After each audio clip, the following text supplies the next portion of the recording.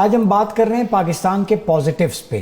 تو آپ بتائیں کہ اس ملک کی جغرافیائی تکمیل تو ہو گئی ہے، لیکن حقیقی جو اس کی آئیڈیالوجیکل کمپلیشن ہے، جسے ہم نظریاتی تکمیل کہتے ہیں، وہ کیسے ممکن ہے؟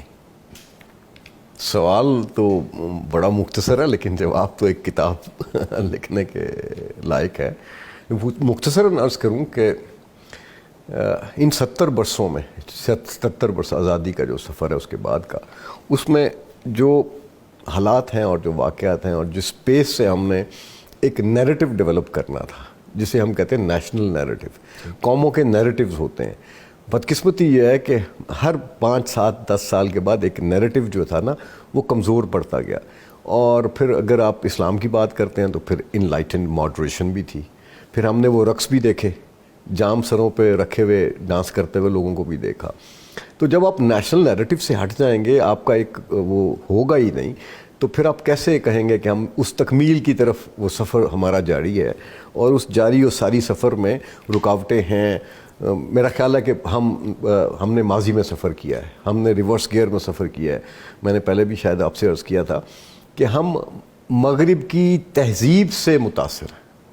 یعنی وہ ورثہ جو ہمارا ورثہ تھا، مسلمانوں کا ورثہ تھا، جو تعلیم تھی، جو علم تھا، جو شعور تھا، جو اخلاقیات تھیں، اس کو ہم نے یکسر فراموش کیا. مغرب کی اس ترقی کو اور اس ترقی سے متاثر ہو گئے. ہم نے علم حاصل نہیں کیا. ہم چین اس لیے نہیں گئے کہ ہم نے علم حاصل کرنا تھا. ہم چین مدد مانگنے کے لیے گئے. ہم چین سے کچھ اور روابط استوار کرنے کے لیے گئے، لیکن علم حاصل کرنے نہیں گئے. اسی طرح سے مغرب کا جو سفر کیا، ہم نے اس مغرب کے ان یعنی اس کا جو سوشل ڈائنامکس تھی اس سے متاثر ہوئے، اسے ہم نے ریپلیکیٹ کیا. اب آپ دیکھ لیں پاکستان کے کون سا قصبہ ایسا ہے جہاں وہ ملٹائی نیشنلز نہیں موجود؟ وہ کون سی ایسی جگہ ہے جہاں پہ انٹرنیشنل برانڈس نہیں موجود؟ برانڈس کے بغیر تو اس ملک کا نظام ہی نہیں چلتا. تو جب وہ نظام نہیں چلے گا تو تکمیل کیسے ہوگی؟ تکمیل کا پروسیس اس وقت شروع ہوگا جب آپ کے پاس ایک نیشنل نیریٹو ہوگا. اور وہ بدلتے رہے. ضیاء الحق نے کہا تھا بی پاکستانی بائی پاکستانی، تو وہ کہاں گیا؟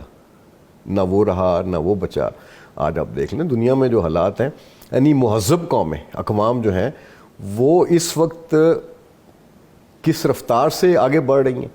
اور ہم جو اپنے آپ کو کہہ رہے تھے کہ ہم وہ اس ورثے کے امین ہیں، ہم کہاں کھڑے ہیں؟ اس کی بنیادی اس کی جو وجہ ہے وہ صرف یہ ہے کہ ہم نے اپنی نوجوان نسل، یعنی جو اس پاپولیشن کی ایک بہت بڑی اکثریت ہے، یعنی 88 میں مجھے یاد ہے کہ یہ کوئی 45-46% تھے یہ نوجوان. آج یہ 55% سے زیادہ ہے.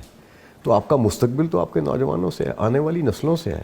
ہم ماضی کا رونا روتے ہیں، حال کو نہیں دیکھتے، اور مستقبل کے وہ یعنی اثاثے اور وہ خیالات اور وہ چیزیں اس کو تعمیر کرنے کی کوشش کرتے ہیں کہ جس میں میں سمجھتا ہوں ہم مادہ پرست ہو گئے. تو وہ جہاں مادہ پرستی ہمارے اندر وہ اسپریچولزم جو بنیاد ختم ہو گئی. اب مجھے یہ بتائیں، آخر میں آپ سے یہ پوچھنا چاہوں گا، پاکستان کا فیوچر چونکہ اللہ کے رازوں میں سے ایک راز ہے، مدینہ کے ساتھ نسبت بھی ہے، ٹھیک ہے، ہماری بنیاد بھی کلمہ ہے، کانسٹیٹیوشن میں بھی وہ چیزیں موجود ہیں. آپ فیوچر کیسے دیکھتے ہیں؟ دیکھیے جی، میں نا امیدی کفر سمجھتا ہوں. اور چونکہ یو ایس میں رہے، نوجوانوں کو بھی پیغام کیا دیں گے؟ نا امیدی کفر ہے اپنے ملک کے بارے میں. نا امیدی کفر ہے. جب تک ہم نوجوان تھے تو ہم نے سیاست بھی کی، ایکٹیویزم بھی کیا، بحالی جمہوریت کی، MRD کی موومنٹ میں حصہ بھی لیا، قید و بند بھی دیکھا اور سب کچھ دیکھا، لیکن نا امیدی نہیں تھی. نا امیدی نہیں تھی.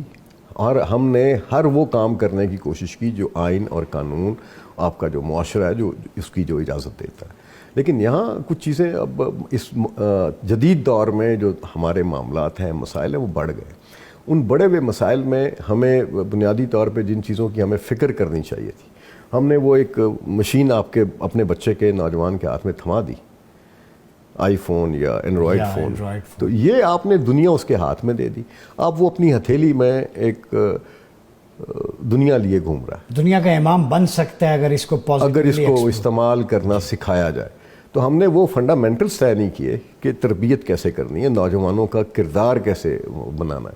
ہم اس ریس میں چلے گئے کہ جو متاثر ہے کہ اس کے یعنی مغرب سے جو چیزیں ہم دیکھ رہے ہیں، ہم سمجھتے ہیں کہ مغرب کی زندگی یہی ہے. اور میں آپ سے عرض کروں کہ مغرب میں یا امریکہ میں جو چہرہ میڈیا پیش کرتا ہے وہ کاسموپولیٹن چہرہ ہے، وہ دنیا پہ غلبے کا ایک چہرہ ہے، لیکن ان کے آپ یعنی جو لینڈسکیپ میں دیکھیں تو ایک پورا کانٹیننٹ ہے، تو اس کانٹیننٹ کی جو خوبصورتی ہے وہ تو اس کی ایگریکلچر سے، وہ اس کی صنعت سے، وہ اس کی یعنی ان چیزوں سے وابستہ ہے جو قدرتی وسائل ہیں۔ آپ دیکھیں کہ سینکڑوں میل دور دور آبادیاں ہیں اور اس میں جو چیزیں ہیں وہ حسن جو ہے وہ نہیں دکھاتے، وہ دکھایا جاتا ہے کہ بلند و بالا عمارتیں ہیں، ریل پیل ہے، مغرب کا لباس ہے، وہ برانڈز ہیں، یعنی وہ ساری چیزیں ہمیں، وہ صنائیاں دکھائی جاتی ہیں، وہ رضا کاریاں دکھائی جاتی ہیں، اس پہ ہم متاثر ہیں، اور اس متاثر ہونے پہ پوری امت مسلمہ، آپ اپنے ملک کی بات نہیں کرتا میں مشرق وسطیٰ کی بھی بات کرتا ہوں، میں خلیجی ریاستوں کی بھی بات کرتا ہوں، وہ جس تیزی سے وہ اثر انداز ہوئے ہیں، اس اثر انداز ہونے میں آپ یہ دیکھیں ہم اپنی بنیادی اقدار کو کھو چکے ہیں، اس کو ریوائیو کرنا جو ہے وہ ایک بہرحال ایک چیلنج ہے، اور وہ چیلنج جب تک آپ نوجوانوں کو اس میں نہیں لیں گے، اسے کہتے ہیں ٹرسٹ بلڈنگ۔ ہمارے ہاں جو سب سے بنیادی مسئلہ ہے ٹرسٹ ڈیفیسٹ ہے، اور ہم ایک دوسرے پہ الزام دے رہے ہیں، وہ الزام دینے کا سلسلہ بند نہیں ہوگا، ریکنسیلیشن نہیں ہوگی، ہم کہیں نہیں پہنچ